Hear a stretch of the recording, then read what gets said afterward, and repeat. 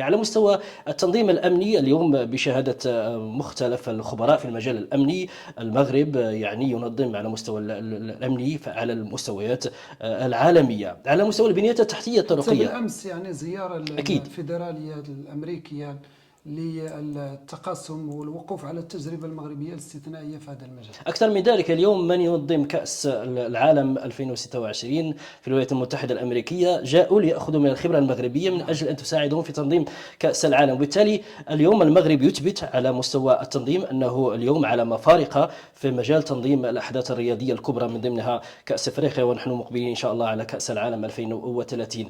المغرب اليوم يؤكد أن لديه كوادر مغربية تستطيع أن تنظم أعلى التظاهرات الرياضية بالإمكانيات الذاتية وكذلك بالفكر المغربي نعم. الخالص. أشياء جميلة يوسف، نتمنى هذه الأجيال الجميلة على